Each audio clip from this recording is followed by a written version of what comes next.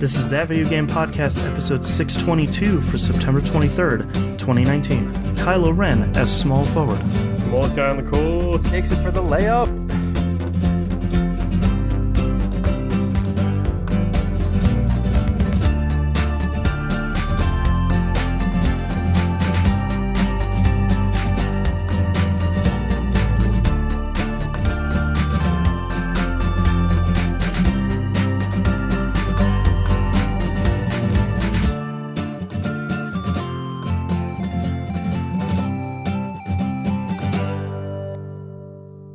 Welcome back to another episode of That Video Game Podcast. I'm your host, Boston. Joining me as always is Moonpier. Hello, Governor. And the Nymph. Hello. And as I was doing introductions, I looked at the live stream. I have your names right this week. Yeah. I'm doing all right. I'm doing the bare minimum. Patreon.com/E1M1, the ones numbers. We just finished up a brand new, our last episode for our latest We Roguelike game, Dungreed. So we wrapped that up. The scientists came in, they did their scientific, properly accredited jobs, and they have put it in the list. If you'd like to listen to that 2 weeks early, you can do so on Patreon, patreon.com/E1. He had all the cool stuff. We're heading into the end of the month here, so pretty soon will be a brand new episode of Old Dog New Flicks. Yep. That should be this Friday? Next Friday. I hate this English-American thing.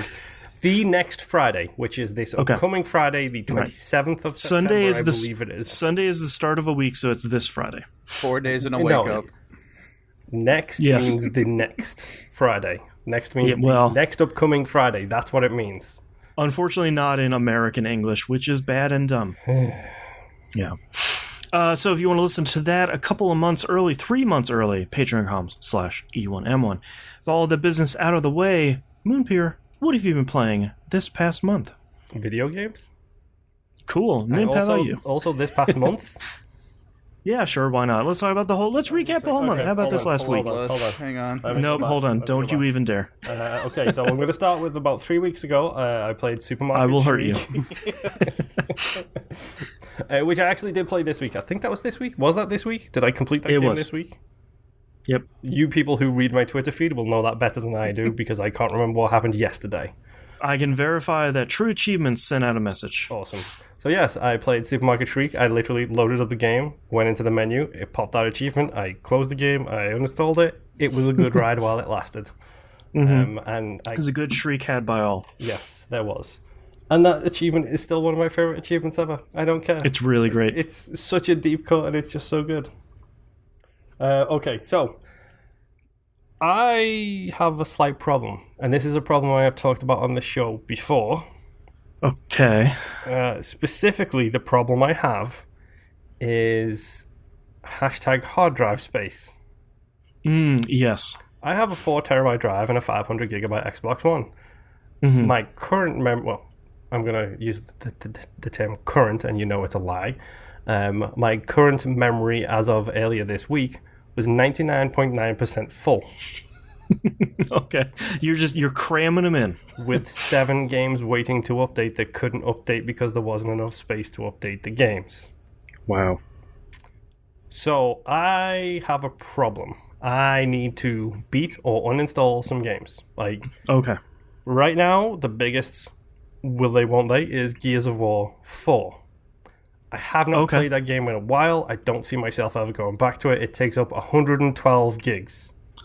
Oh my god. So tonight, that's probably going to get installed. Good part is, at the beginning of 5, they just recap that story. I beat the game. I remember most of that stuff. I'm fine. You remember the necklace. That's literally all you need to remember. Yeah. I mean, it's the classic thing of me where I need to take a deep breath, accept I will never get Seriously 4.0, and just uninstall the game. I feel like if you haven't been working on Seriously 4.0 from Gears 4's release to Gears 5's release, consistently, yeah.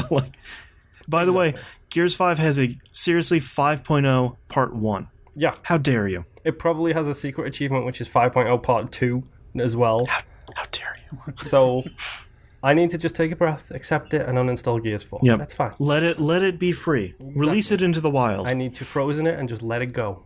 Like, that's right. If I love it, it will return to me in the form of Gears 5, which it already has technically returned to me, so there's some sort of time paradox going on here too. Yeah, that's true. So sure.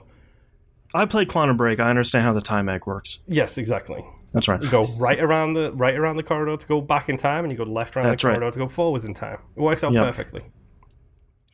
In the process of the hard drive space mental break I'm having, I sorted my games by size, as you do. Mm-hmm. Because, at the end of the day, I am the hero, the indie game that I have not started yet, which is a side-scrolling 2D beat-em-up. That takes up 726 megabytes. I'm not concerned about... that you can stay. Yeah. I am concerned about Lego Star Wars The Force Awakens, which takes up 22 gigabytes. That is much larger than I would have expected. Yeah. So for the past 2 weeks, I have been slowly but surely chipping away at Lego Star Wars The Force Awakens. Okay. I have beaten Lego Star Wars The Force Awakens. 100% all of that? All the DLC, everything, 64 achievements out of 64 achievements, including the stupid glitch ones that took me like 7 tries to try and get, all done, all installed, 22 gigabytes, free and clear on my hard drive. Start those updates now, please, folks. I was a little bummed by that secret level in Force Awakens. The Starkiller Destruction. Yeah, it's garbage. It's the worst. Wasn't one of the best. Honestly, the Force Awakens Lego Star Wars game is one of the lower tier games for me. Yeah. I'd say it's in the bottom half easily. It does so much stuff right.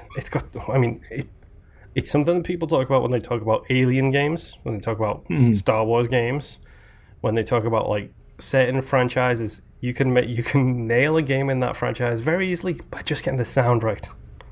Yeah, like you get the pew pews right, and it's like, all right, I'm fighting stormtroopers. All right, exactly. You play a good Alien game with a good version of that blaster, and I don't care. That game is great because you've got that really solid machine gun noise that those rifles fire. It takes me back to being a child every single time.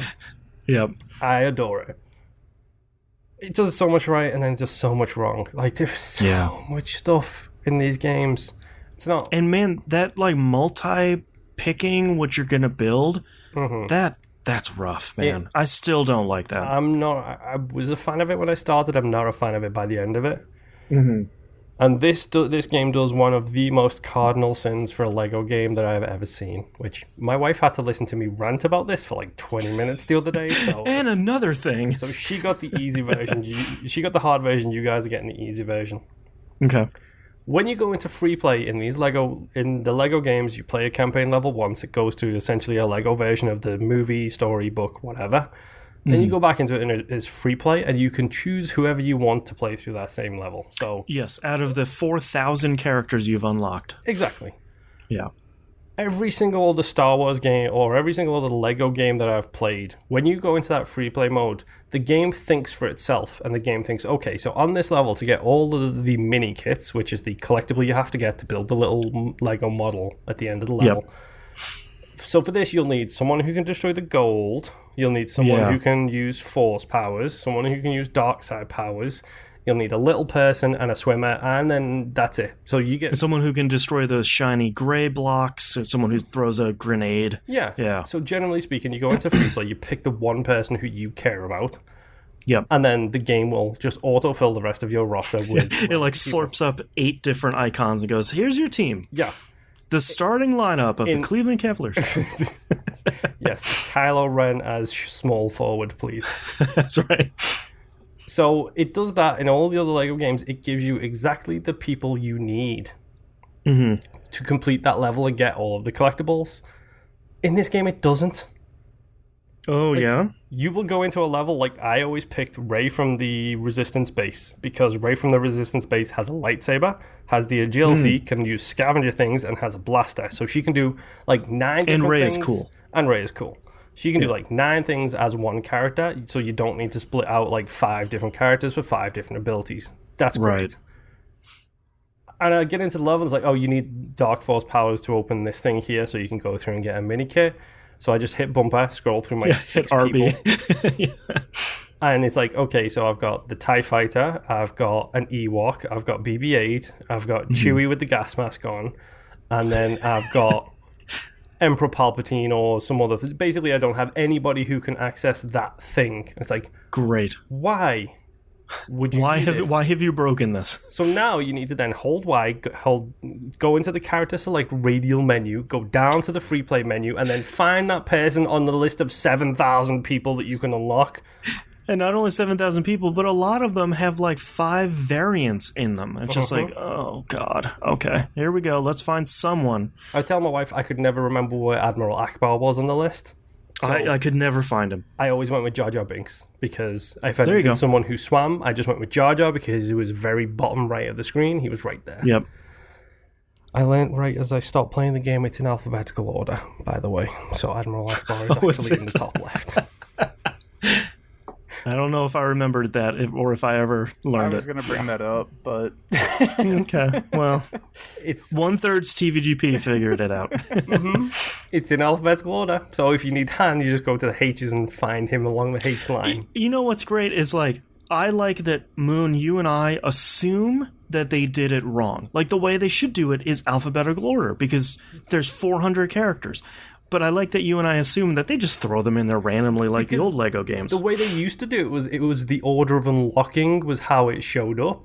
So it used to be a case of the people you unlocked nice and early in the campaign, they would be first on that unlock screen, and then the secret characters would be later, and the secret characters, again, would be later and later and later. So it would be a case of the earlier you unlocked them, the higher they were on that list. And now it's just like, okay, sure, whatever. Why not? Alphabetical order seems like a smart thing to do, considering the amount of people that they have in those games. Yeah. It's just like, okay, I'm a moron. Why? Apologies for anyone watching this video. Apparently I was muted this whole time. Yep. Thanks, Windows, for just changing my sound settings around. Yeah, Windows / streaming things / whatever. Yeah. Cool. Thank you, Mechanical Beacon Chat, for letting me know. Yes, thank you. I love the fact that you responded clearly through the app for the chat, because now we have a response in every single streaming service that we're using in our chat. It's great. That's right. All green checkboxes. But yes, Lego Star Wars. I completed it. It's now uninstalled. Specifically The Force Awakens. I've already done all the other jabroni ones. Yeah. It's not great. It's okay. It's not the one I would recommend. No, it's the worst thing is it's about the right size. Like, it's just big enough, but not Lego Marvel Avengers, here is the entirety of New York, kind of. Lego Batman 3, here's 7 worlds that are all really big. Exactly. It's not that big. Yeah, thankfully. I'm going to end with my 2 games as a service games. I played some Doom 2016. Doom 2016? Because, number one, I could do with a quick run through that to reacclimatize myself to the heat as I get ready for Doom Eternal coming out soon. Yeah, Doom Eternal. Yeah. Also, that thing takes up 89 gigabytes on my hard drive, folks. Yeah, I forgot at some point they were just like, whatever, you guys aren't buying the season pass, everyone can have it. It's like, oh, I just downloaded 60 gigs. Cool, thanks, guys. Yep. Which includes a whole bunch of multiplayer stuff and whatever that I don't care about. Yeah, Snap Map. So, basically, I've already beat this game twice. I played through it on the normal difficulty. I enjoyed it. I played through it again for fun. And I'm like 5 achievements away from my prerequisite of beating the game with all of the collectibles. Like, again, it's a stupid thing. I need my 1000G. I need my retail 1000, please. Well, a lot of the collectibles are hidden in cool places. Yes, they are. And some of them are really cool, like, things. Like, I forgot that there is one of the runes that you can do. Gives you infinite ammo for every gun except for the BFG, as long as your armor is above 80. Oh, cool. Yes. I don't know if I got that one. Interesting. But it's one of those things in the game where the game has so much depth, because like you unlock this rune. Now this rune has a challenge, and if you complete that challenge for that rune, it levels up. You get an additional perk. Like Yeah. The ones I run around with are glory kills give more ammo. Yep. I have infinite ammo if I am above 80 armor, and glory kills happen faster. So.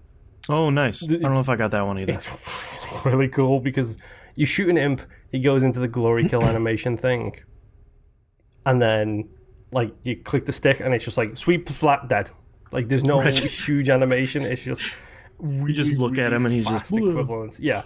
It's like no drama or anything like that. It's just like it's literally the Doom Marine on steroids, just good cleaning house. Yeah. So I had a quick look. I'm 4 or 5 achievements away from getting my retail 1000, which is honestly, it's just all of the secrets. It's the secrets, it's the weapon upgrades, it's the stupid challenges for the weapons too. So it's like, you know what? I'm gonna put it on. I don't want to die young. I'm just gonna run through the game, get some collectibles, watch a video guide, enjoy the run through, enjoy the story as I'm going again. Yeah. And we should be fine. And you know what? Doom 2016 is still a hell of a game. Yeah. It's a hell of a game. And the combat music really every time you rip open one of those nests is just like, yep. Okay, give me hardcore metal every single time, please. Yeah. I really like Doom 2016. I'm so glad you finally got around to it, Boston. Yep. Because, of course, that made you pre-order Doom Eternal. As soon as I finished it, I pre-ordered Doom Eternal. Yep.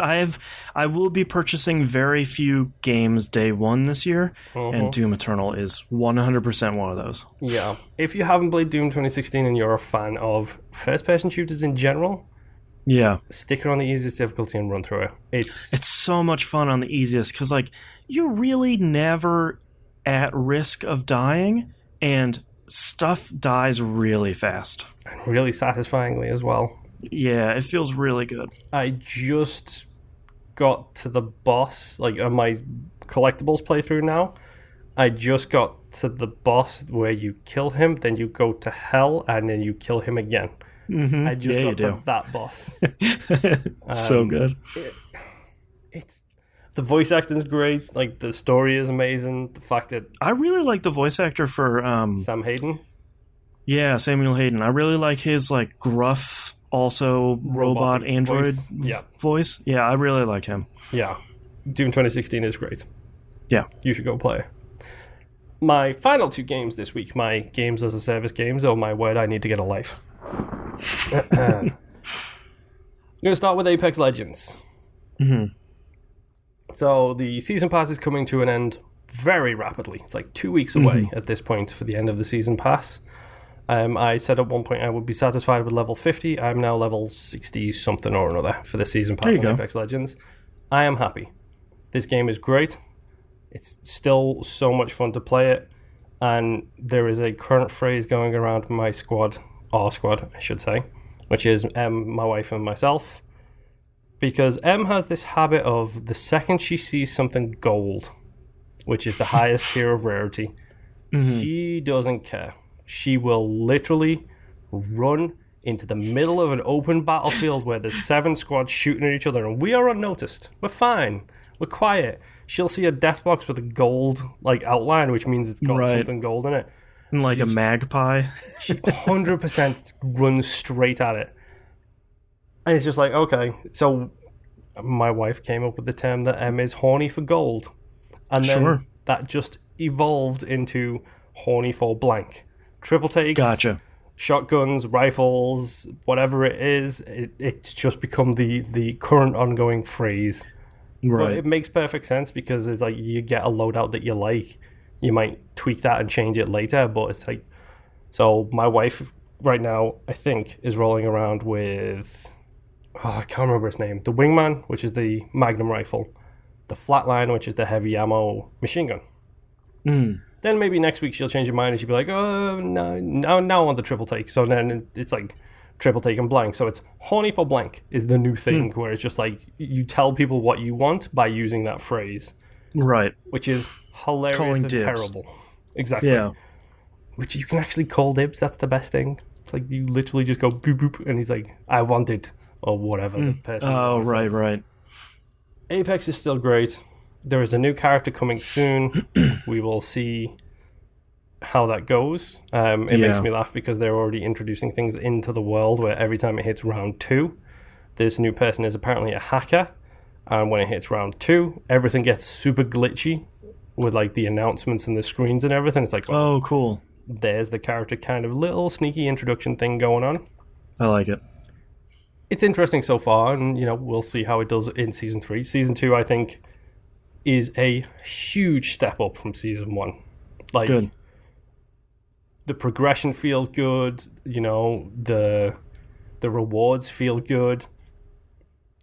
The cosmetic unlocks problem between myself and my wife happened again. Oh no. Which is when you hit level 50 on the season pass, you get an elite cosmetic box. Oh, okay. And it's going to be a gold related cosmetic. Doesn't matter what else you've unlocked, this one will be golden. Mm-hmm. So I unlocked it and it was a skin for something or another. I can't even remember what it was a skin for. Whatever. A weapon or a character? I think it was a weapon. Okay. So it doesn't really matter. Nothing really matters, to be honest to me. I don't care about cosmetics. That's my wife's department. Right. And yeah, so like 2 rounds later, I leveled up my battle pass again and randomly got a second level 50 gold tier exclusive cosmetic box. Oh no. And this was while I was in a party with my wife and with them, and my wife is literally screaming profanities at the top of her voice because I got a second. It was a glitch of some form. Like, obviously Sure. It was. And I got a really cool longbow skin out of it, which is like one of the high-end longbow skins. And I was like, okay, sure. So I'm so sorry. yes. There was literally nothing I can do about it. It's like a curse. It's like, I don't care about cosmetics. Right. And yet I get everything that she wants, and she does care. It's not great. But Apex is fine. Like, my wife is currently in chat screaming about how I got 2 crates and how it's unfair with sad faces. Like, hi, honey. But Apex is fun. Like, honestly, I'm surprised at how much this game has grabbed me again. I'm pretty sure my wife is going to hit level 100 with the season pass. No, there you go. She said, she's just mentioned in chat, she's level 99. Nice. Like, she's going to nail level 100 on the season pass. She's got a week to get to level 110, which is the final quote-unquote level of it.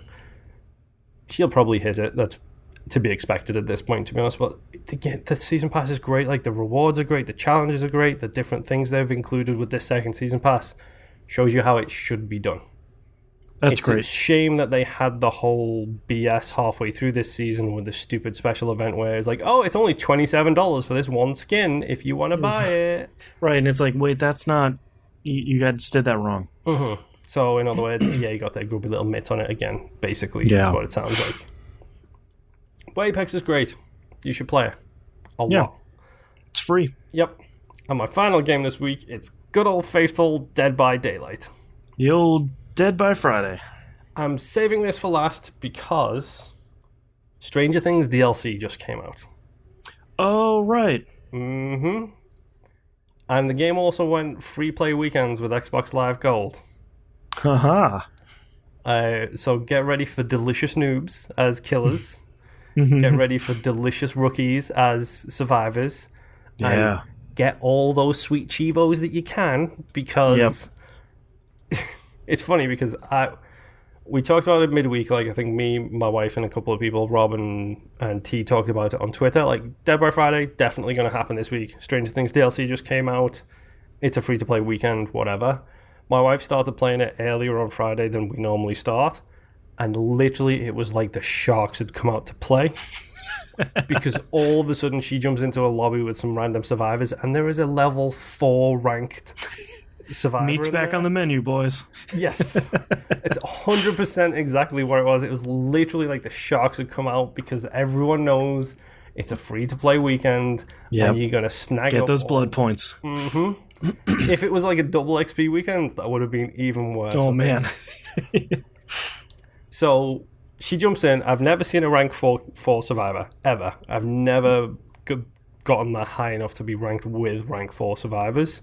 There was one rank 4, at least 3 or 4 rank 6s, like a couple of rank 7s in there. It's like, yeah, the pros are dropping in to say hello, waiting for the noobs to come out and play, like a little couple of warm-up matches. Waiting for the guppies to circle closer. Yeah, exactly. And it was just like, I feel bad because then Dead by Friday happened, and it's me and my wife joined in, and then Rob and T joined in. And we are 4 people who have been playing this game relatively frequently every single week for about maybe 4 or 5 months minimum at this point. It's like, yeah, well, I feel bad, but, you know, we've got achievements to get. and had achievements to get. You guys are helping me with some achievements. Yeah, the new people aren't going to haze themselves. I mean, exactly. That's right. You can't teach them a lesson by having them run around against fellow noobs. They need to take their lumps. That's the rules. Everybody knows this. Yep. So we jump in, we play a couple of rounds of whatever, and so my wife.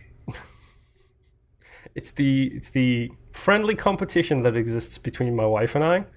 Mm-hmm. She didn't realize how close I was to her achievement count-wise in this game until she loaded it up this weekend, and she was like, oh wait, he's at 83 achievements, and I'm at like 87 achievements. Uh-oh. He's getting too close. So it became achievement weekend. That's right. This cannot stand. Exactly. So we got my wife like 3 adept achievements. Like she jumped in, she got her adept with Ash from Ash vs. Evil Dead. We, of course, bought the Stranger Things DLC. So we immediately rocked out her with... How did I forget his name? The boy from the show. Somebody help me. Philip. Yes. 11. I watched season 1 forever ago, and that was I've never seen it. The guy with the haircut from season 1. Like the smarmy like kid who turns out to have a heart of gold. Why have I forgotten his name? I don't know. Well, yeah, he's in the game along with Nancy Wheeler. Why do I remember her name? I don't know. She's in the game. So this DLC came with 1 new map, 1 new killer, and 2 new survivors.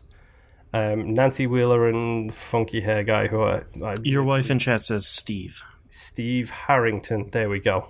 There you go. Yes. So Steve's perks are pretty interesting.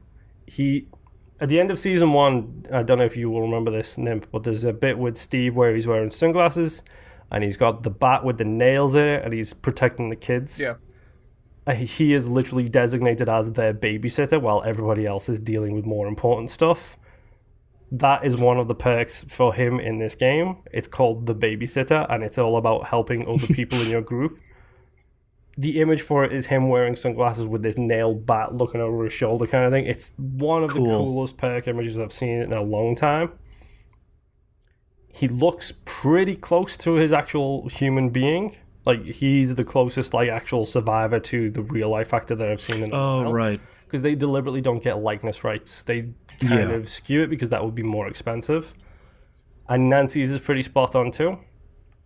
She's got some really cool perks. Like, they seem to have 1 perk each, which is like, okay, these are the perks that you want in your super character, in my case. David, in my wife's case, Dwight. Like, we want those 2 perks in our characters. We immediately bump them both to level 10. My wife escapes with the 2 of them. Single shot runs, jump in as that character, jump out as that character. There's your adept achievement for playing as those characters with all of their unique perks. Mm. And then, because we're all a bunch of idiots and we were on a pretty solid run, there is an achievement in this game for every single survivor escaping from the hatch at the same time. Oh, okay. So this is going to get a little bit inside baseball. This is like frame counting in like beat 'em up games kind of level. Right. There's 2 escape methods, through the doors or through the hatch.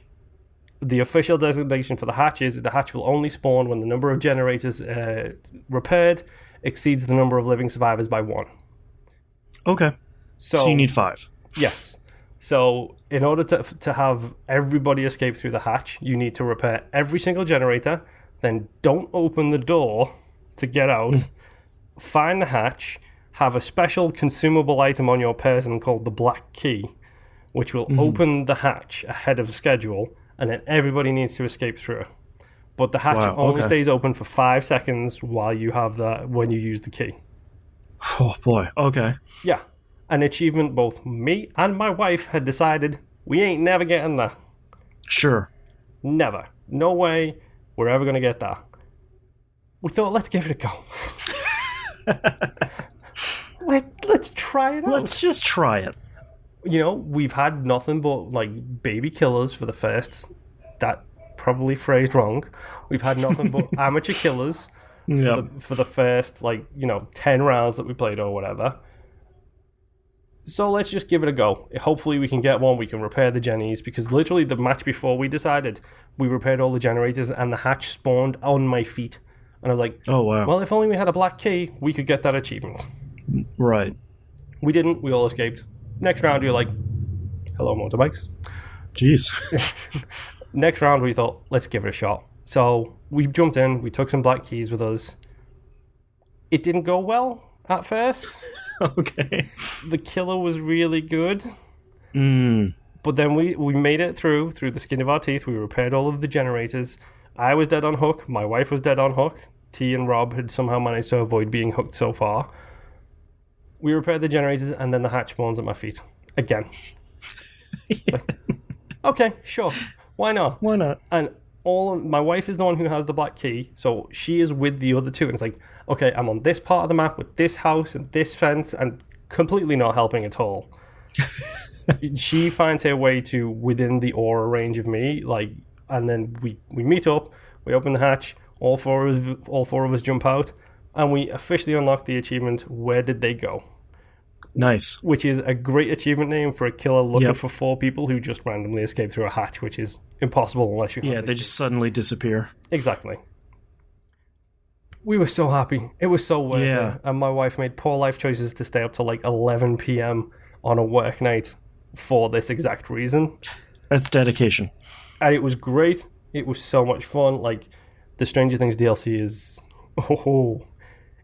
it's solid DLC. Like, nice. Boston, you haven't seen the show, so you don't officially care about any of this, I'm assuming.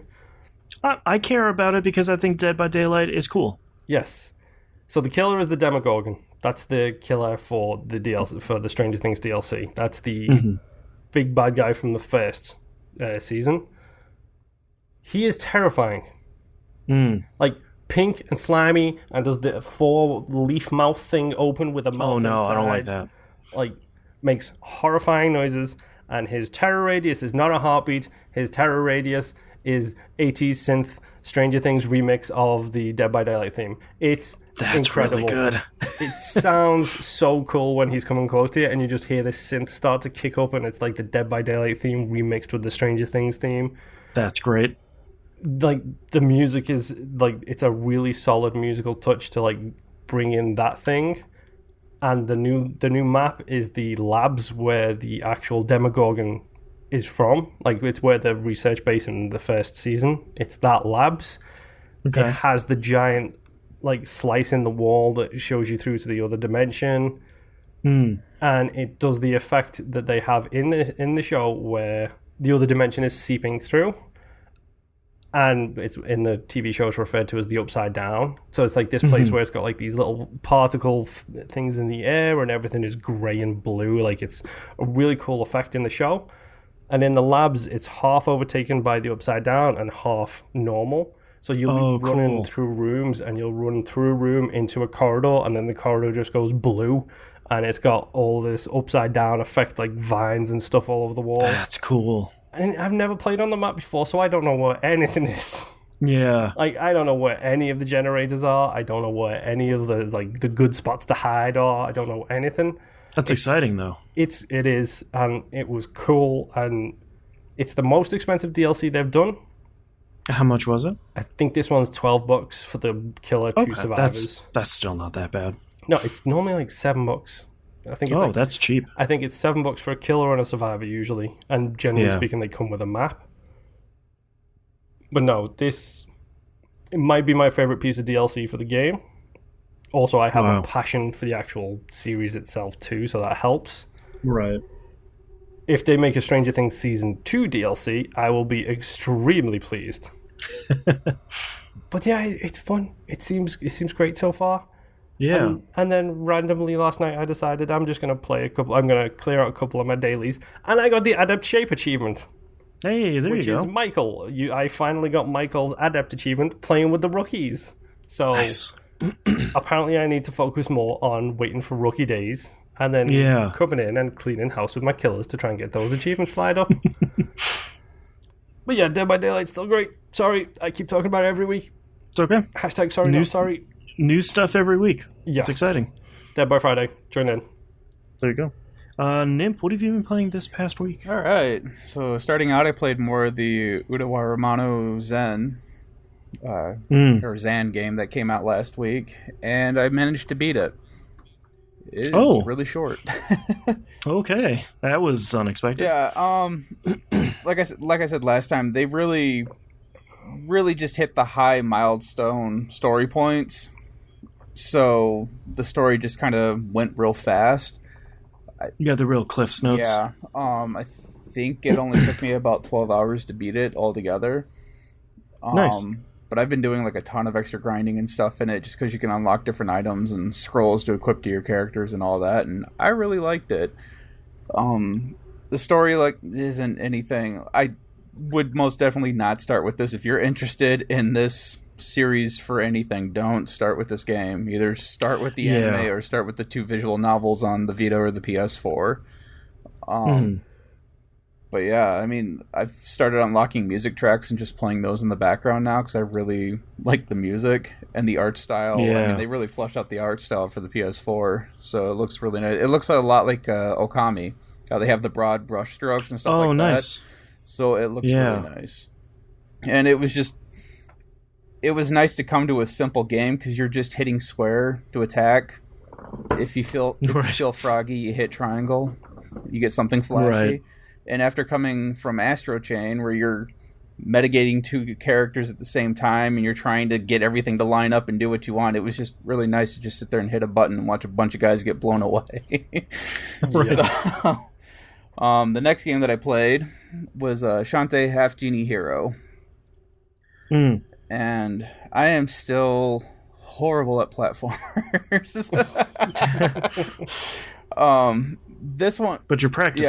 Yeah. I'm actually on the final level right now. And originally I just had one complaint until I got to the final level, because my original complaint was the area that you get to before the final area. There's these blocks that you have to jump on, and there's like these eyes in the middle of it. And the direction that the eye is looking is the direction the block will move. So it'll go up, down, left, right, and adjacent to the map. The first one you do, obviously, isn't that hard because it's the first time you run across it. So it's like, oh, you just have this one to do. And then, like, 10 seconds later, all of a sudden, you're jumping between 15 different of these things, and they disappear after a set amount of seconds. So it was really testing how well I could be with a platformer. And I can already tell you before I started the game, I'm not that great. So, but I got through that. I was like, all right, if that's the worst, whatever. And then I got to the final level. Oh no. And I haven't even gotten to the platforming stuff for this yet. Right now, your character can change into these different types of animals, and they all have different abilities and different things that they can do. For you to continue on in this level, you have to change into a harpy. And the harpy, if you get her to start moving, she just keeps running. She doesn't stop by herself. She carries her momentum. She can also fly, but it's like Flappy Bird, where you have to keep hitting the button. So you're doing this, and then you... Tell me they didn't make you play Flappy Shantae. Not... I think it's actually worse than Flappy Bird for me anyway. Because what happens is that you have these obstacles that are moving all over the place, and you have to navigate through them, and they all have spikes all the way around them, and if you touch the spike, it's an automatic death. The floor is lava, so it's an automatic death if you touch that.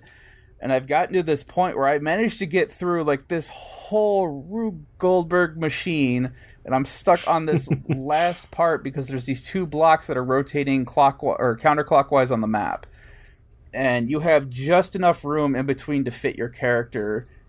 And the harpy is unwieldy. Like I said, it carries momentum, and so you're trying to move in between these 2 blocks, and it never fails that I either get too low and touch the lava and die, or the block stops sooner than I think it's going to before it shifts up so I can get past it, and then I just run right into that block. Right. So I had to stop because I finally died, and then it restarted me to the beginning of that level's checkpoint. I was not having I don't blame you. But besides that, though, I mean, I still really like the game. I've got almost all the items. Oh, that was the other thing, too, because I started unlocking achievements for the game And so I was just kind of and so I was kind of looking up. I was like, all right, what else do I have to do? Because I pretty much have everything unlocked. And then it mentioned something about hard mode, and I instantly closed the window because that is not happening. I don't care. And I'm done.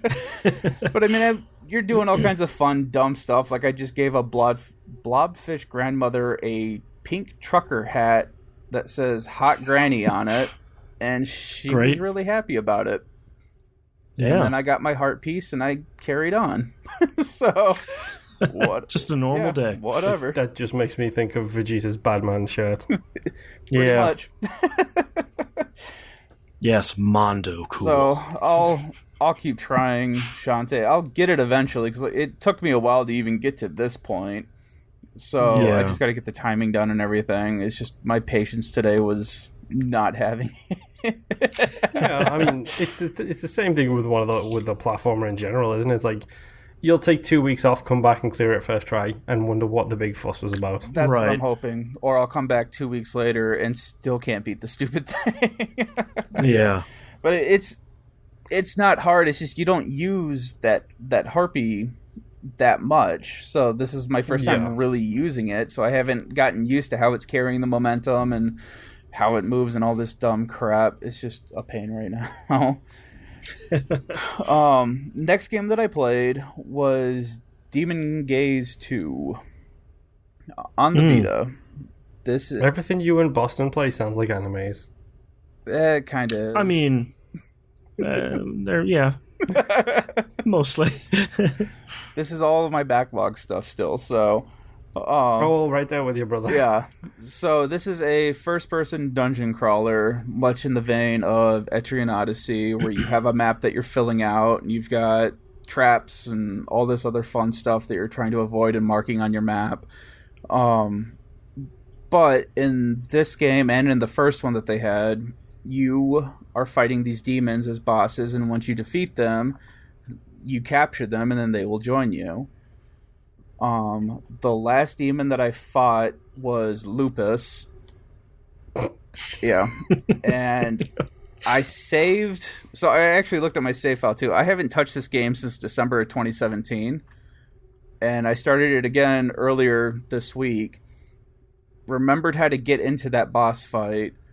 Fought the boss. And a half hour later, kind of remembered why I stopped playing it for a brief moment, because this game is hard. Yeah. Those first-person dungeon crawlers are usually really hard. Which, I mean, the first one I loved. The final boss in that one kind of sucked and was kind of a cheat. And if you didn't get its attack at the, doing the same attack rotation, you were kind of screwed. Oh, boy. So this one was more...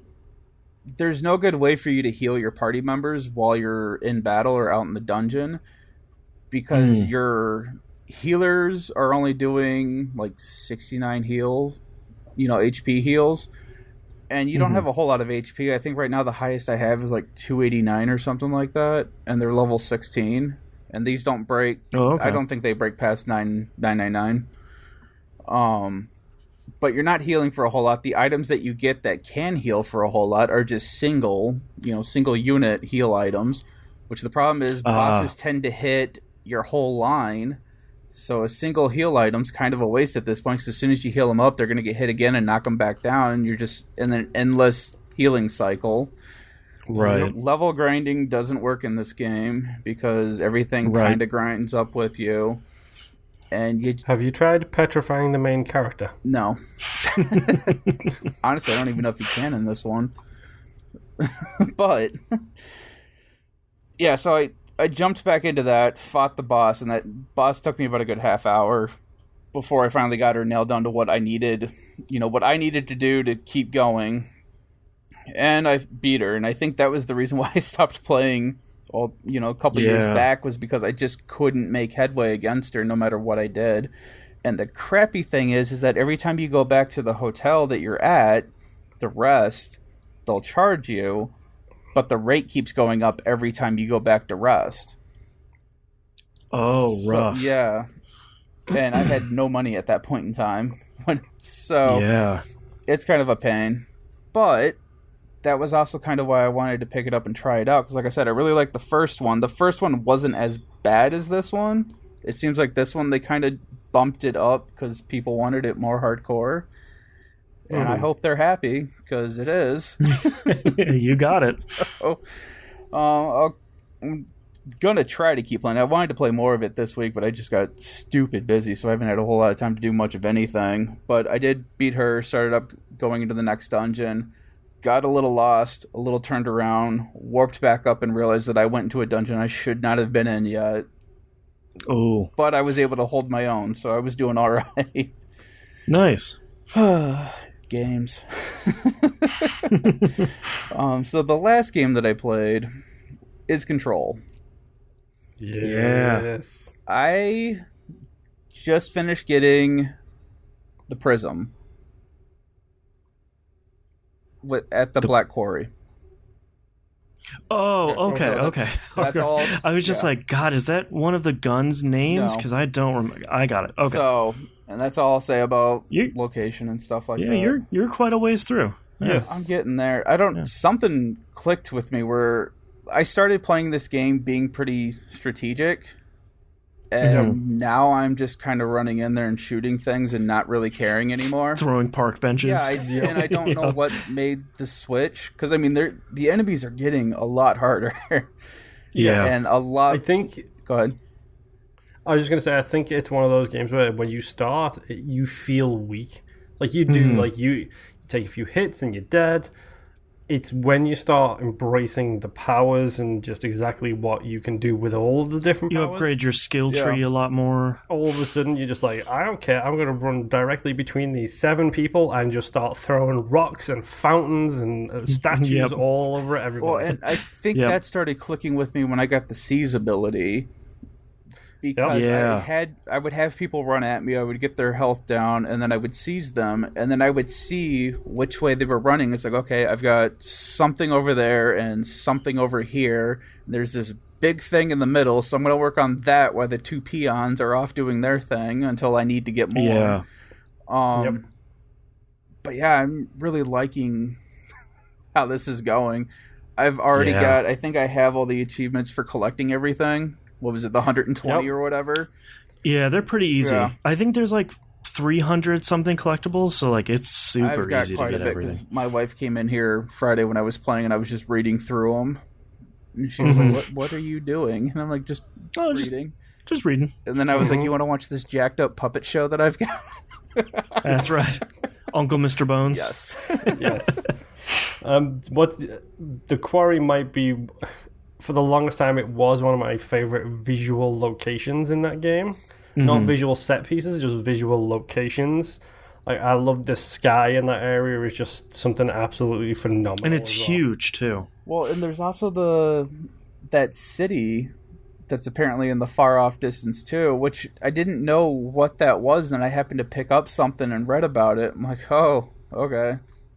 So... Oh, yeah. Yep. And I also got the audio tape about the rangers who were exploring, trying to get to the city. And they started asking them about the mermaid. Yep, that was a good one. But I will also say, though, too, that I've started getting those alerts, the bureau alerts. Yeah. Those are difficult. I think I've completed... Yes. I know I for sure have done one of them. I think I might have completed 2 out of, like, the 6 or 10 that I've tried.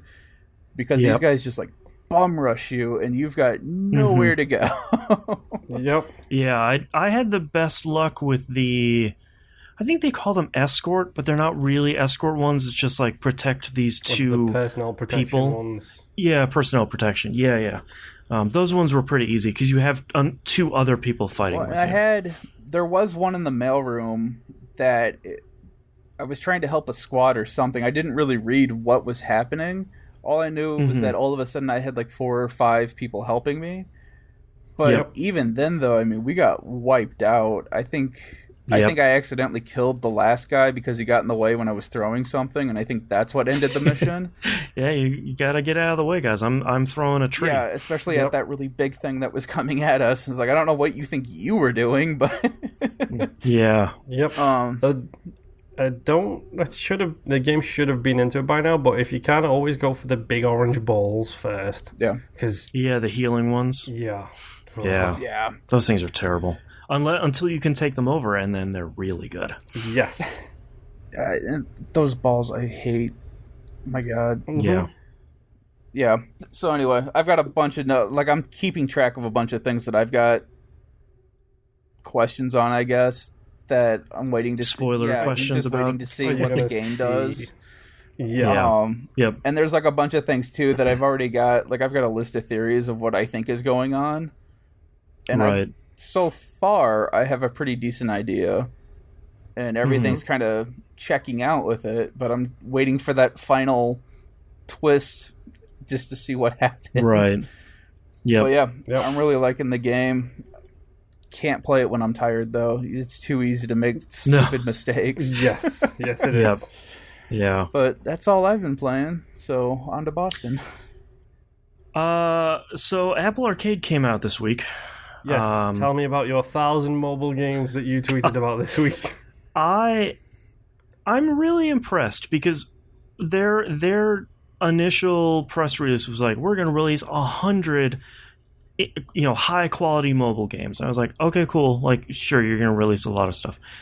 Day one, there was 75 games, and every day there have been a couple more coming out. And I think the most impressive thing is they're not really games that people think about when they think about mobile games. They're not gacha games. If your game is on Apple Arcade, it cannot have microtransactions. So it's just, you're going to download this game and here it is. Mm-hmm. I downloaded, I think, 40 games so far, just like going through the list and being like, yep, that looks great. I know who makes that one. A new Frogger game. Cool. Let's download that too. So I'm not going to talk about all of them. I'm going to talk about some of the highlights I've played so far. Two quick notes before I start. Number one, all of the games so far I've played have achievements, which is really weird because up until last week, I would have told you that Game Center and iOS Achievements was an abandoned system. Yeah, I would have too, because they abandoned that while I was using my iPhone. Yeah, and like nothing has used any of... Some games will use Game Center as... the friendless populator? No, as a syncing service. So you can sync your progress on a game between multiple devices, but that's really been it. Other thing, too, is... You need to download iOS 13 to get Apple Arcade. iOS 13 also introduces Bluetooth syncing support for the PS4 and Xbox One controllers. Remember, you need to have an S or later Xbox One controller. The previous ones don't have Bluetooth. That was super easy to set up. You just start your controller in pairing mode. It shows up on your phone as either a DualShock 4 or an Xbox controller. You tap on it, and it works. And that's great. That's good. It also, I fired up, I connected my Xbox One controller. I was playing around with some games, and then I fired up Final Fantasy V because that has MiFi support. Xbox One controller worked in that too, which I'm very happy with. So let's run through in no real order here a bunch of highlights so far. Sayonara Wild Hearts, that it's also out on Switch and PC. It's coming out to PS4 and Xbox One soon. Some combination of that. It's res for pop music. Interesting. It's really good. Levels are really short. They seem like they're telling a pretty cool story. I would like to try it with controller because it feels okay using the touchscreen, but it's a lot of... In the first couple levels, it's a lot of going left to right on sort of a path. Mm-hmm. And unlike a lot of mobile games, when you swipe left or right, it doesn't go from like one lane to another. You're supposed to drag your finger across the screen. It feels fine, but I'm not using like an iPad or a giant phablet, so it's a little rough. Mini Motorways. This is the sequel to Mini Metro, which is a game I unfortunately never played. It's a cool puzzle game where you're managing the roads and highways of a little town, basically. It's from the same company who did the mini plane thing, where you were managing the plane? No, that was the company who was doing Tiny Tower. Okay. I think their only other game was Mini Metro, but I don't remember. But it's basically like an orange building will spawn and a series of orange houses will spawn. You have to connect all of the orange houses to the entrance of the orange building. And then red and blue and pink and all sorts of different colors start spawning. I haven't played a ton of that, mostly because the tutorial was really long.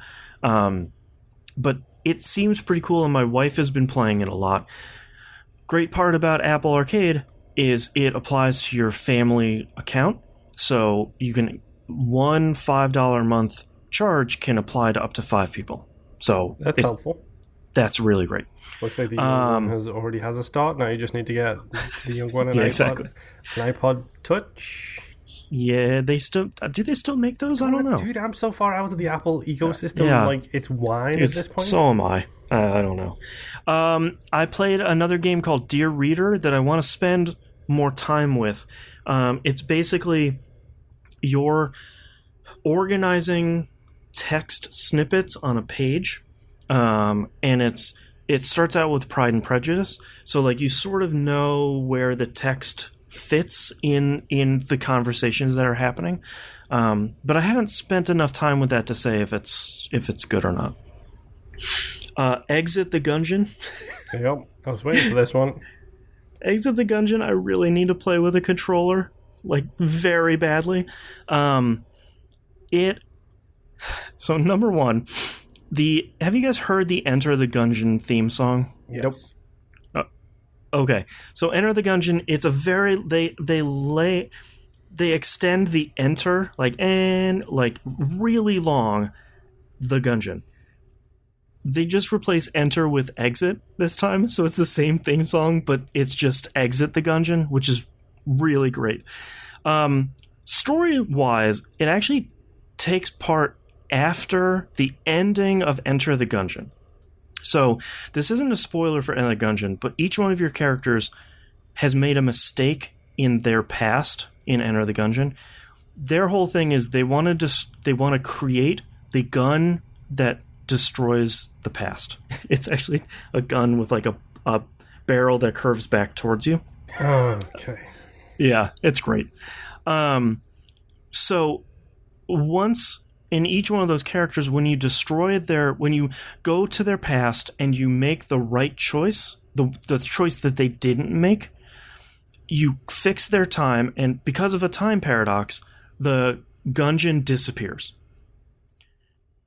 Exit the Gungeon takes place right after that, where they were like, cool, you just destroyed the Gungeon, which means it's falling apart, which means you need to get the hell out. Okay. And instead of it being a top-down game like Enter the Gungeon was, Exit the Gungeon is a 2D side-scroller. It looks a little bit like Downwell.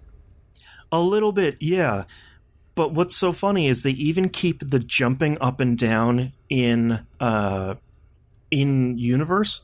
Sir Manuel is your tutorial guy in Enter the Gungeon, and he's back. I won't spoil it.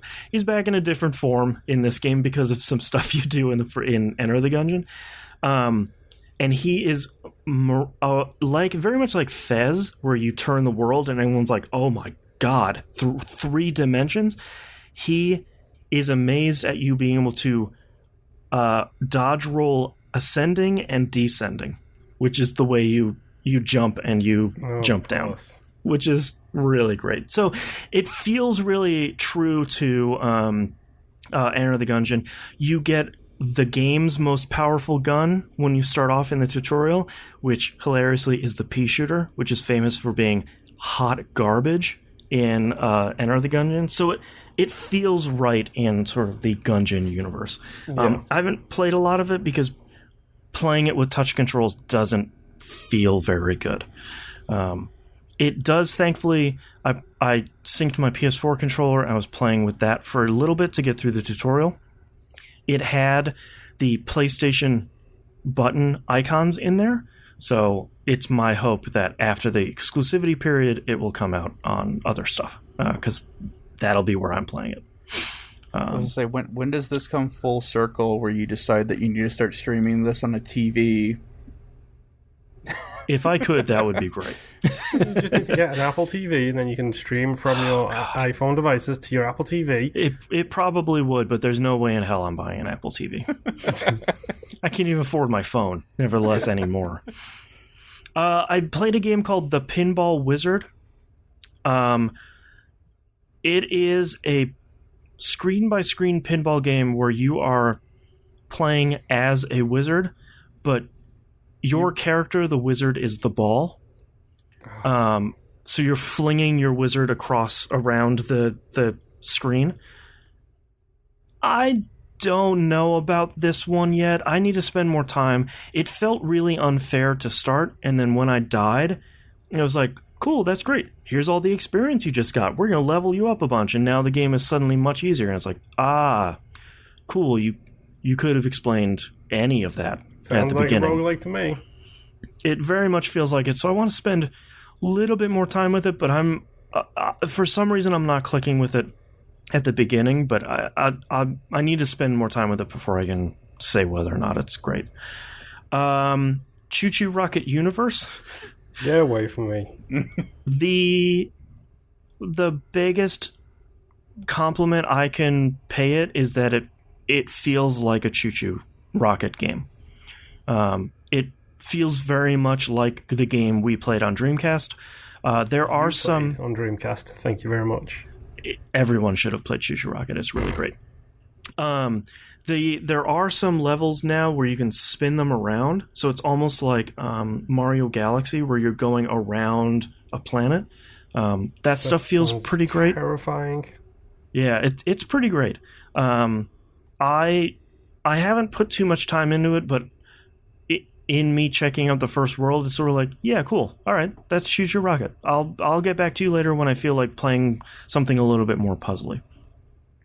And lastly, the game I will wholeheartedly recommend, and probably one of my favorite mobile games of a long time, is a game called Assemble with Care. I believe it's made by the Monument Valley team. Screenshots you posted this was like, okay, apparently I need to play this game. It reminds me of the Japanese games that you played on. Thank you. Yep, Google Play Store. whatever that game was called, reminds me a lot about it. So the game starts off and you're a repair woman that is traveling from town to town, just sort of taking up odd jobs, staying for a little bit of time, and then moving off to another town to take on more jobs. And there are 13 levels, I think. And basically it starts off with a very, very well-written and very well-voice-acted couple of screens telling you a little bit about her history and her interacting with people in the town. And then they will hand you an item and say, like, hey, can you fix this watch for me? Can you fix the game console or this record player for me? And then she opens up her toolbox and you start fixing this thing. And it's hard to describe how cool this feels, like flipping over this item, seeing the screws on the bottom, dragging the screwdriver to it, and then like twisting on the screen to pull out the screw and like doing that a couple times, and then pulling off the bottom of this thing and seeing all the electronic guts in there and saying, okay, these couple of pieces are bad, so I needed to disconnect the wiring, unscrew these pieces, pull them off, replace them, and then like figure out how all that stuff comes out, repair the stuff, and then figure out how it all goes back together correctly. And it, like Moon said, it really feels like that game we were playing that I never remember the name of. In a way that it feels good to take the stuff apart, figure it all out, put it back together, and then you get some cool storyline stuff after it, and then you kind of progress into more and more difficult stuff as you go through. It's probably 2 hours, I would say, but it really wastes no time, and it really doesn't do anything wrong, and the story it tells is really great. And I think the credits has like 5 people in it, 6 people in it, like not including the voice actors. So well, hopefully they got a nice big payday for being an Apple Arcade. So that's the thing I'm hoping, because we keep hearing from people going on the Epic Game Store and Game Pass saying like, look, it's a no-brainer for me to go on here because it funds this game, guaranteed, and maybe a little bit of our next game before we've even made a sale. Yeah. So that exclusivity or that program makes a lot of sense. I'm sincerely hoping that this does what those programs have done for iOS. I just hope that the exclusivity window is short, because I don't like exclusive games, especially when it comes to mobile stuff. I want this stuff to come out on both iOS and Android. And if it's a 6-month period, so you can get your game guaranteed funding, great. I will keep a list of things to say, I loved this when it came out on Apple Arcade. It's now on Android. You need to go play this thing. So those are the games I've tried. I've tried a couple of other games, but I didn't want to talk about 30 games here this week. So I'll be talking about them probably for the next couple of weeks about hopping in and trying some stuff. But so far it seems great. It's only going to be $5 a month. The first month is free. So if you just want to try it and play Assemble with Care, you should do that. And then just cancel it before the month is up. I still haven't gone all the way through those games. I've got the symbols. There's a lot of levels. It is so many levels. It's like, okay, how do I put together this vacuum cleaner? Right. And I think that's one thing that Assemble with Care does a lot better is that the pieces you're interacting with are much, much bigger. Because part of my problem with that game was you have like this little itty bitty hose, and you have to like try and drag it and drop it somewhere where it's like, yeah, like which hole does this? Oh, okay, good, it's snapped in. Okay, cool. But they don't have a reference photo. Is my biggest concern with those games. Like you get a reference image when you first load it up. It's like, here is the item. Now that image is gone. It's like, and that's the cool part about this game is it's stuff like pocket watches and like a campfire burner. It's like all stuff we sort of know what it looks like, and there's no time limit, and there's no punishment if you screw up. So I know what a vacuum cleaner looks like. Sure. I don't know what a Japanese vacuum cleaner looks like. That's right. Because they be crazy. Yeah. But how many people do you know take pictures before they start tearing stuff apart? Not enough people. Yes. And I think one thing that this game does really well is if you drag something over the right slot, it'll highlight that slot in white. So it's sort of like you figured out, unless it's like the watch, you're putting gears together, so it's sort of saying like it'll fit in any of these 4 slots, but you got to get them in the right place to make the gears turn. That's about it. Is it possible for you to put something back together and then realize that you have a piece that still isn't in there? I did that like 2 or 3 times where it's like, all right, I put it back together. Why isn't it working? Wait, I have 2 extra screws. Oh, no. Yeah, okay. So it's like, I tear this back apart. It's very true to life. Where it's like, oh, wait, I've got this dowel and this screw. Right. It can't be that But true. my cabinet is built. Yeah. Right. Plus, it can't be that true to life unless you're running around the house looking for a tiny spring that shut off somewhere. Right, yeah. Yes. Thankfully, nothing like that. It's not that true to life. Next game, Spring Simulator. Yeah. But yeah, that's Assemble with Care. That so far has been the outstanding game that I've been playing so far. I played a more Shadow of the Tomb Raider. Once I got past the tutorial opening stuff, I'm really enjoying it. I am surprised at how much the game has swung away from fighting people. You fought a lot of people in the second game. I've fought maybe 3 or 4 groups of people in the almost 20 hours I've been playing this thing. So it's very much about doing side quests and exploring the open world and finding and doing tombs and stuff like that. Like, you're really not fighting people, which I think is really great. How many T-Rexes have you fought? Sadly, none so far, but I have not gotten this game spoiled for me, so maybe one in the future. I don't know. Well, it's an abandoned island, or rather a desert island, or wherever it is, miles away from anywhere. The fact that you've only fought groups of 3 people makes me think velociraptors are in your future. That'd be cool. I mean, I have like an AK-47, so like you're only going to use the bow in this game because that's the gunner. That's the weapon you're going to use. You need those skins for crafting, and that's right. Thankfully, the one thing they did, and I don't remember if they did this in the second one, there are animal corpses around that have already been killed, probably by some predator or whatever. You can skin those. So, like, I haven't really needed to hunt anything yet, which is cool, because that could be pretty frustrating in the first 2 games. The only criticism I have of this game so far is that it's really big. Like, I walked into this hidden city, and I'm exploring this area, and it's like, okay, cool. This is pretty big. I'm seeing a pretty good amount of this.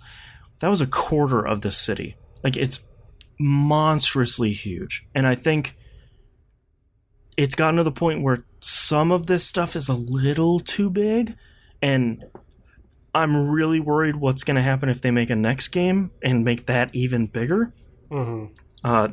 That might be the point where I say, like, I don't know, like it's you're getting a little too large at this point.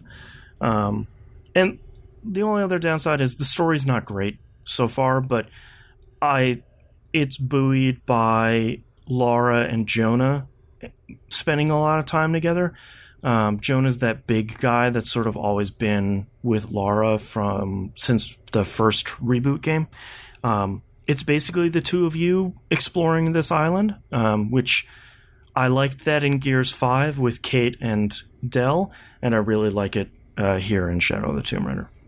But the rest of the stuff is like, oh my god, Trinity's trying to get this relic. I gotta race against Trinity to get it before they do. And it's like, cool, I played the other ones. Like, I know how this goes. Yeah.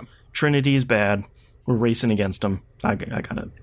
So, but so far I'm really enjoying it. Boy, that HDR looks really good.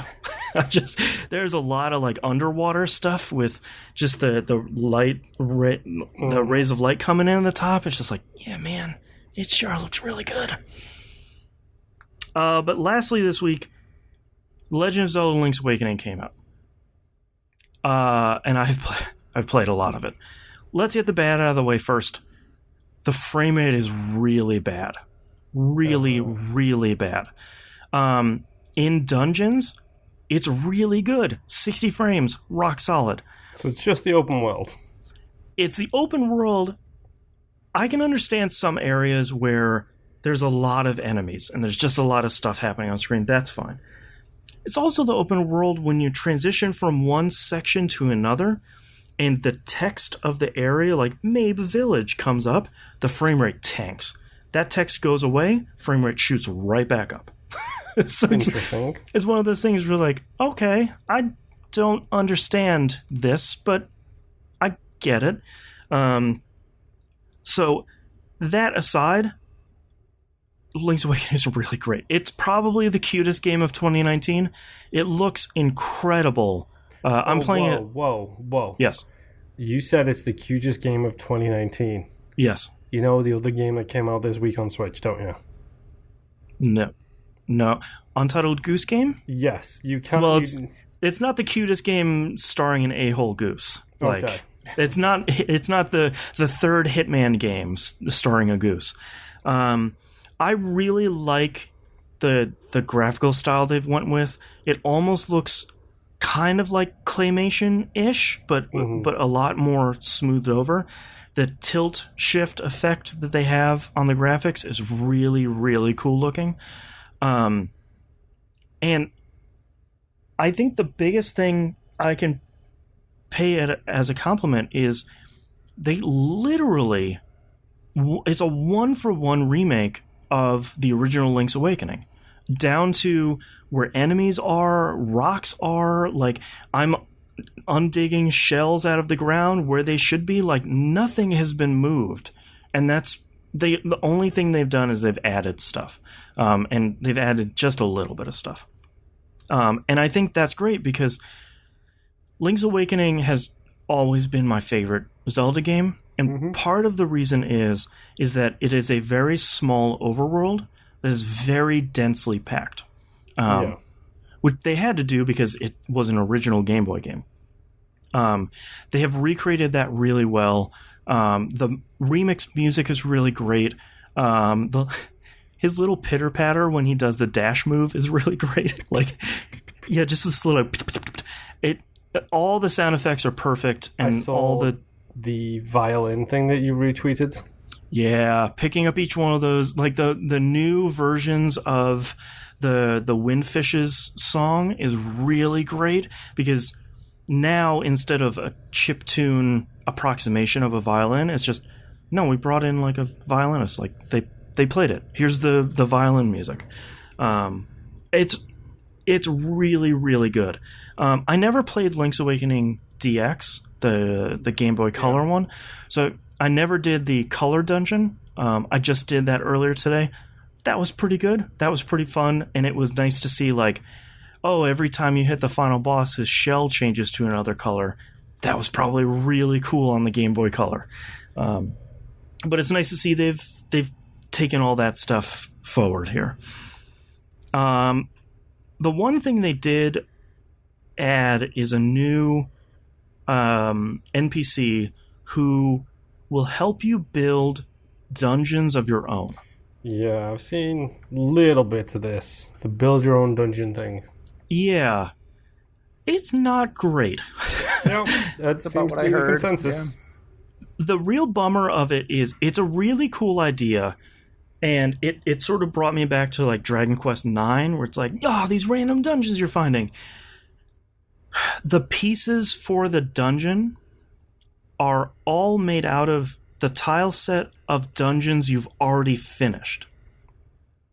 So the real bummer is you're just going back through rooms you've already done before because you've already finished 4 or 5 dungeons.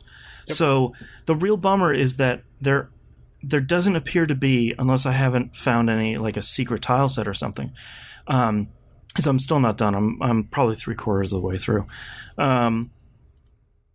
You're just going through old dungeon stuff. You're just sort of smushing them all together, and that's kind of a bummer, as opposed to here's some new puzzles, here's some new tile sets, stuff like that. So that's kind of a letdown. But thankfully, you don't really need to do it for any reason I can see. I think there might be a seashell that comes out of it. But as opposed to there were 20 or 25 in the original game, there's now 50. So you have more than enough to get the sword upgrade. I think there isn't a lot to talk about with Link's Awakening because they remade Link's Awakening and they didn't screw up anything that's good. Like you still get the Yoshi doll from the Crane game, and you start the trading game that goes throughout the whole game. Like, was this the first Zelda that had that in it? I believe so. I can't think of any other things. It came out. I know it was in Ocarina, but obviously Ocarina was much later than this. Yeah, and Minish Cap had one that was really good, where you're trading puzzle pieces, but that was on Game Boy Advance. This game, Link's Awakening, started as them attempting to remake Link to the Past for the Game Boy, and then found out they couldn't and just made a brand new game. So I don't think there was a trading game in Link's Awakening. Or Link to the Past, I'm sorry. I can't remember one. But yeah, it's still a lot of fun, where it's like, cool, you gave this crocodile canned dog food, and he gave you some bananas. It's like, cool, okay, that makes sense. How many items have you stolen from the shopkeeper? 0. I never steal. I don't want to be called thief throughout the rest of the game, which this game still does, which is really great. I worked hard cutting grass to get the 980 rupees for the bow and arrow. But yeah, Link's Awakening is still a really great game, and I'm happy they didn't mess with it, because the number of people that are experiencing it for the first time is really great. And they're experiencing basically the game that I have loved for the last 25 years, just with a new coat of paint on it. Yep. I think that's sort of the most you can ask for with a remake. I do hope that they patch something to fix the frame rate issues. I know it doesn't bother a lot of people, and it's not giving me a headache or anything, so it's not impossible. I just also always assume that Nintendo will never patch their games. So, well, it's Nintendo, so yes. Yeah, like that might be a little unfair in modern day, but it's not Smash, so I'm sort of assuming it won't see a patch. Yep. So, I don't know. But even with the frame rate issues, I would still really recommend it. I think it's a fantastic game, and I think they've done a really great job on it, and it's just really fun to play. It's the only thing I have been playing the majority of this week, and thankfully my kid also likes it because it's bright and shiny and cute. Say that Link amiibo looks pretty sweet too. That Link amiibo is very cute. I think I have it back there. It's like that adorable fierce face. Yeah, it's pretty cool. So yeah, go if you have played Link's Awakening before and you like it. I wholeheartedly recommend this. If you like 2D Zelda games, I think this is the best one, at least until they remake Minish Cap. So go play it. It is really great. And that's all I've been playing this week, so let's take a break.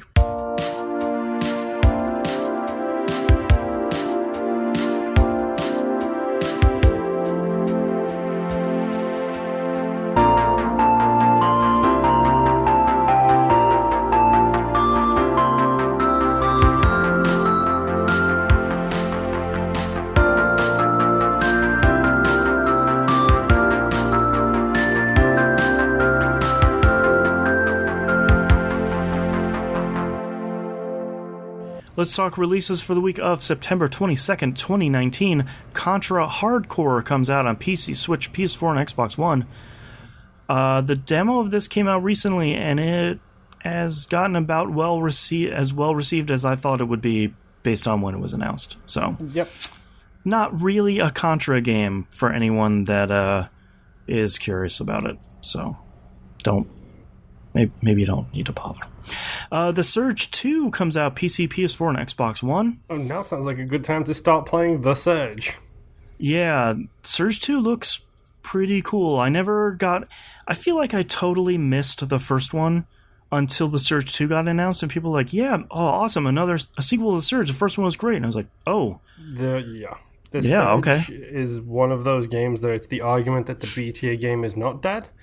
Right. It's just harder to find. Yeah. I beat the first boss and realized I did not have time for this game. Yeah, Surge 2 looks pretty cool. I watched someone play, maybe it was Giant Bomb, play a little bit of it, and that looks pretty cool. Looks like a cool game. Mario Kart Tour comes out on iOS and Android. Sure. Very curious to see. I will download that and I will try it out. Very curious to see what the heck that is. It would be nice if it's just a Mario Kart game on mobile. That would be okay. Based on how they've done their mobile games recently, I would say no. No, thank you. Probably not. Darksiders 2 Definitive Edition comes out on the Switch. I almost swore, but I maintained my composure. That's probably the last time I will be talking about the Definitive Edition. I will, thankfully, because that title is still great and terrible at the same time. Code Vein comes out on PC, PS4, and Xbox One. The more people that are playing the demo of that, the more people that are talking a lot of great stuff about it. So I'm very curious to see how it gets received here on release. I don't have time for it, but I'd like to. Dragon Quest 1, 2, and 3 all come out on the Switch. Those are all coming out. I think they'll come out at the same time this next week. So those are brand new ports of the first 3 games. So I'm thinking about picking up the first one because everything I've seen has said it's like 8 to 10 hours. It's a pretty short one, and I've never played it. So now's the time. I think the first one's like $5. It's pretty cheap. So Dragon Quest XI S Echoes of an Elusive Age Definitive Edition comes out on the Switch. That's a really great JRPG. You don't need to have played any of the other Dragon Quest games. If you've never played a JRPG before, that's a really great place to start. It is very beginner friendly, and it's very good. And it's very long too, so you get a lot of bang for your buck. FIFA 20 comes out PC, Switch, PS4, and Xbox One. I don't. Are you picking up, Moon? So they dropped a new trailer for this game. Okay. It has basically like indoor football in it now, like the mini football with like the very small pitches, walls and fences, like miniature sized fields, and it's like 2v2, 3v3, 4v4, 5v5 kind of setup. That's pretty cool. With customizable avatars. Oh no. My wife saw the trailer. Uh-oh. Suddenly she's interested. It has a very big FIFA Street vibe to it. Cool. Which, for those of you who didn't play FIFA Street, aka anybody in America, FIFA Street was essentially NBA Street for FIFA. Yeah. So flashy moves, big specials, all that kind of stuff. Yeah. It has the feel of FIFA Street without any of the huge over the top, like, I'm going to do triple backflip and overhead kick. Neon trails. Yes. Yeah. So this is interesting, but it's also another FIFA game that has been released with, I hate to say it, but the indoor like football matches and stuff like that was in FIFA like 10. Oh, okay. And it's another one of those things that slowly made its way out of the game, and then slowly made its way back into the game.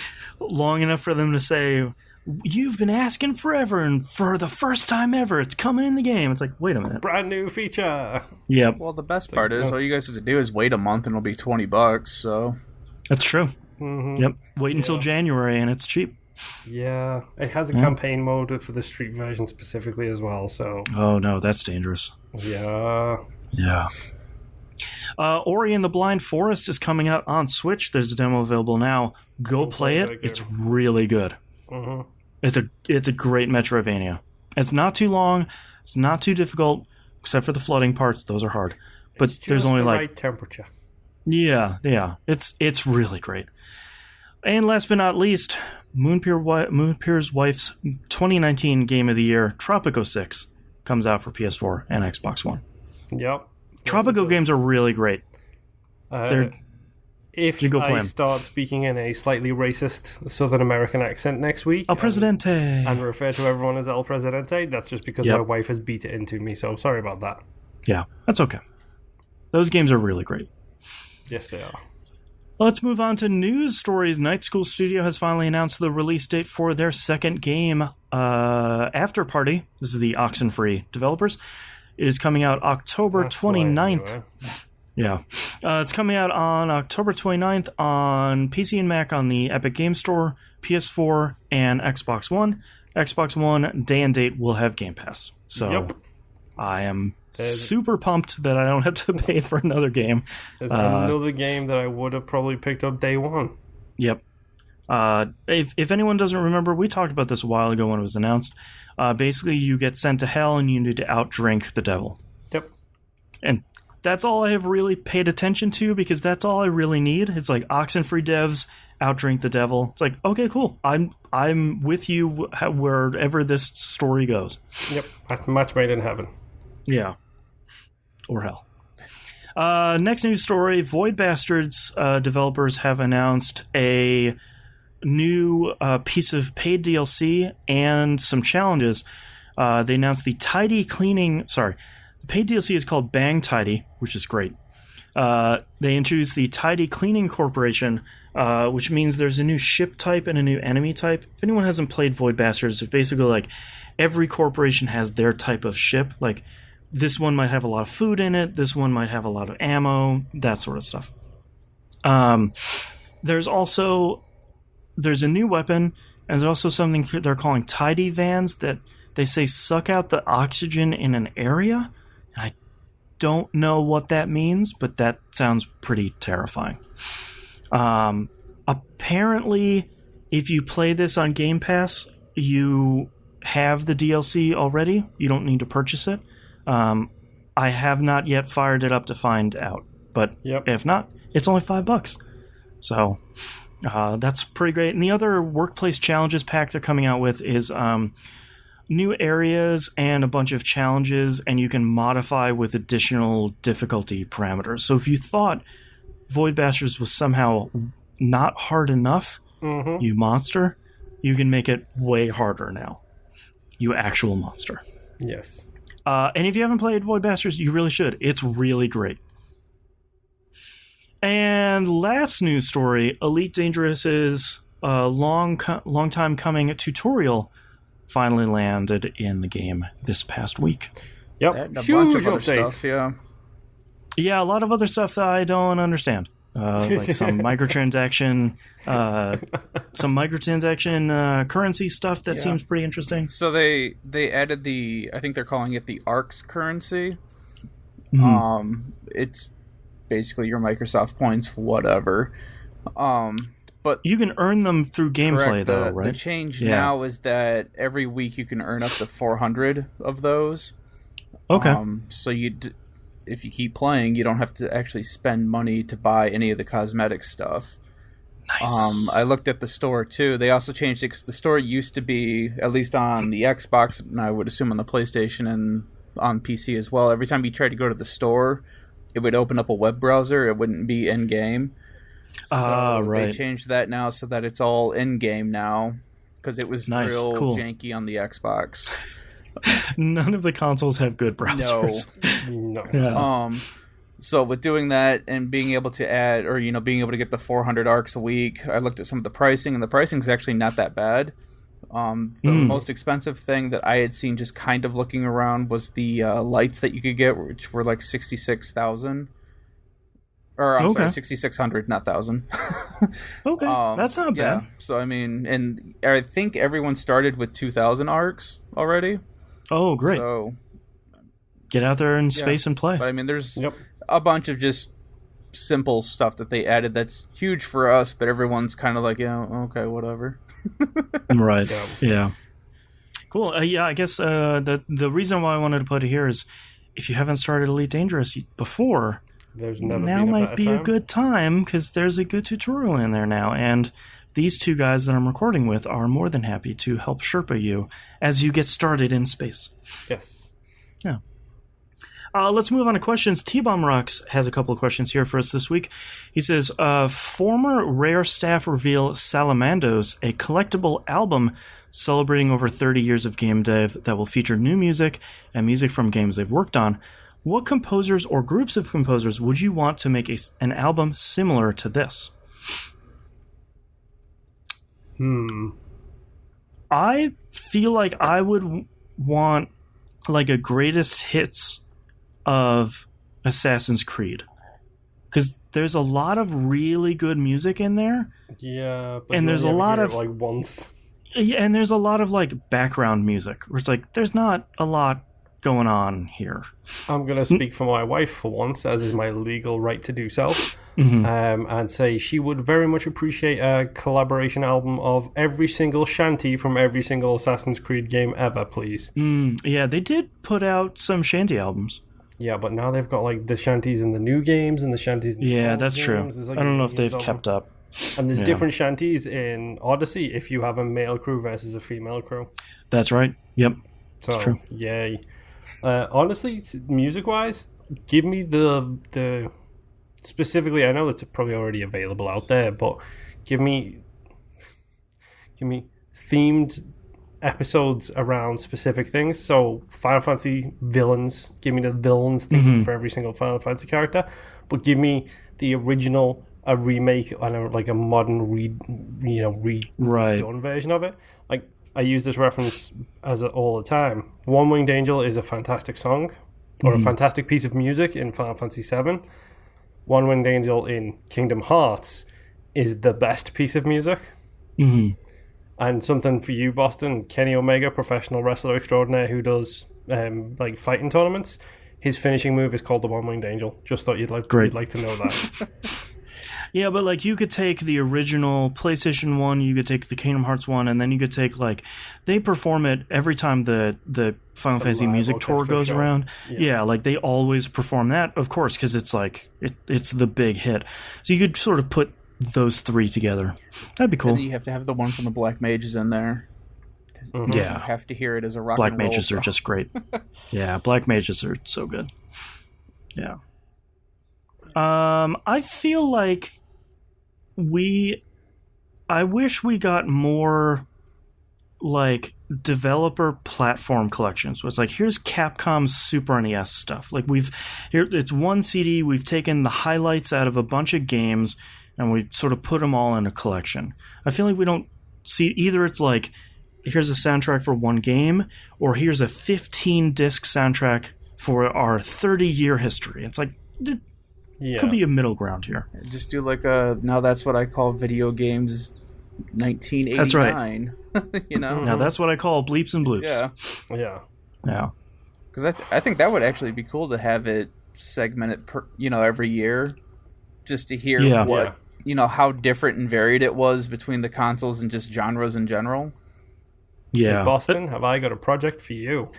Yeah, it's called dynamicsoundtrack.com. Yes. I do one episode every 2 months focused on 1 year, so you can have there you go. Yeah, then whatever episode you're planning on doing, then and whatever episode you're planning on doing. If you'd like me to do that, please sign up at patreon.com/E1M1 and you can fund that project.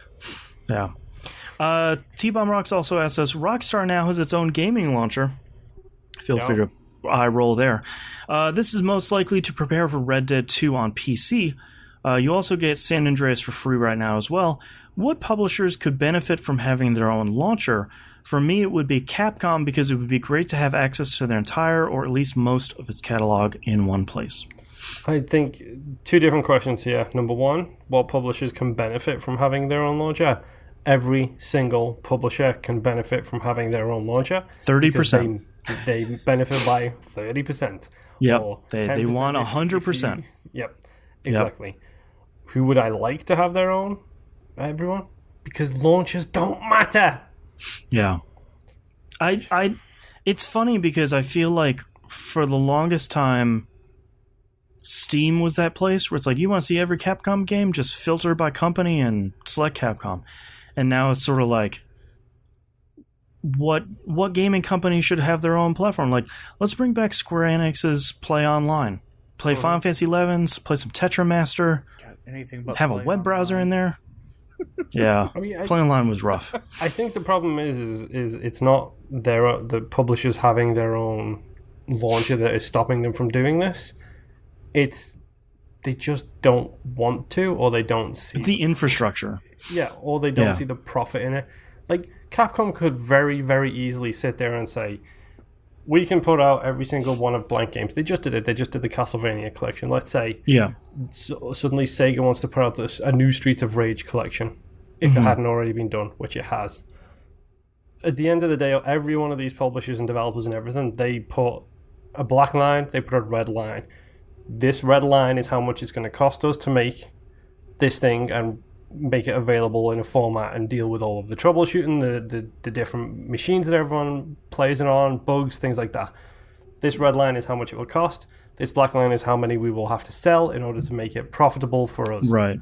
And they don't look at that as a small difference. Like, even if the black line is 2 units over the red line, they will never see 2 units of profit as worthwhile.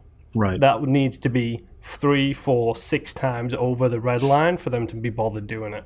It's what Take-Two is looking at when you look at how much 30% loses you over the lifetime of Red Dead Redemption 2 and GTA 6 on PC. Mm-hmm. Like, that 30% is potentially hundreds of billions of dollars with the microtransactions that they're doing in Red Dead 2 and GTA 5.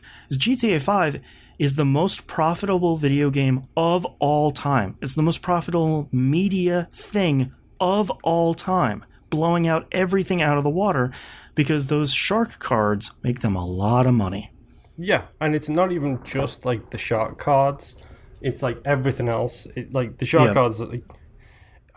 love Jim Sterling. I think he did not hold Rockstar accountable enough in his most recent video, basically blaming Microsoft for everything on this generation. Yeah, I didn't. I probably won't be watching that one. I did not agree with his thoughts on that, considering Rockstar had already released GTA 5 at that point, which had shark cards in it. Right. But I mean, it's like you said, it's the 30%. I mean, yep. Right now, GTA 5 has sold 110 million copies. Yeah. And let's just assume that is full price on everything. Doesn't matter what platform they've released it on, they have lost 30% of 110 million times 60. Yep. That's a lot of money. And that's only from their standpoint, that's a problem that's only going to get worse. More people are going to have PCs, more people are going to have consoles, and they want 100% of that. Does it suck that there's going to be another launcher you have to download and install and maintain? Sure, but it's not the end of the world. I would prefer if it was on 1 or 2 platforms, but unfortunately that's just not going to be the future we're going to live under. Which, by the way, quick math, I'm probably wrong, but 30% of 110 million at roughly $60 a pop is $1.98 billion. Yep. And that's literally not including any form of microtransactions. Yep. That's just money they've lost. Yeah. Like, they can make back $2 billion and then get that 30% on shark cards or whatever GTA 6 is going to have. Mm-hmm. It's insane. Yeah. I mean, I get it, but I don't really care at the end of the day that I have to download and install another installer. It would be nice if there was like a minimum viable product for these launchers where it's like you have to have a wish list and a shopping cart and X, Y, and Z. Like, I want that to be the minimum because, like, it has to be usable. Yeah, like Epic Game Store still doesn't have like a shopping cart or a wish list or anything like that. Like, those to me are basic features that it's lacking. It'd be nice to have a launcher come out and be like, yeah, man, it's just, you do all the stuff, like, whatever, you're ready to go. So, I don't know. Probably a problem that's going to be way worse in 2020, if I want to make an early prediction. It's just going to get worse. I mean, Ubisoft... 30%'s a lot of money. Yeah, it is. Especially for Take-Two. Yeah, but that's the funny thing is 30% of what Take-Two rakes in from these games is, like, it's studio-changing amounts of money for other companies. And, like, that's why Capcom doesn't care. That's why they'll put their stuff on Steam, because it's like, that Resident Evil Left 4 Dead game, it's not going to make them $6 billion. It's going to make them a couple tens of thousands of copies, and they'll be fine. They'll be happy. Yeah. All right, that's all of our questions for this week. Thank you very much, everyone, for writing in. If you'd like to do so, if you'd like to visit us, you can do so at tvgp.tv. Everyone to find and follow us on the right-hand side of the page. Send us in questions. I'm going on vacation at the beginning of November, and I will be out for a weekend, which means we're going to do mailbag. So send in questions anywhere you really want. Twitter, Discord, email, whatever. Just make sure you mention that it's for the mailbag episode. Patreon.com/E1M1. The ones or numbers. Talked about that at the beginning of the show, but we got a lot of cool stuff coming over the next couple weeks here. So go become a patron, get all the new stuff and all the old stuff. I don't delete anything. So you can, like, hundreds of episodes up there right now. So yeah, there's a lot of stuff. So you can go get that. Game Club is Grow Home. We'll be playing that for a couple more weeks here. Like 5 weeks, dude. Come on. Yeah, it's another long month, which I'll take, which is great. Old Dog New Flicks is a brand new episode coming out on both Friday. The public feed and the Patreon feed this Friday. And I think that's it. I think that's it. And we'll see you all next week. Bye. Bye.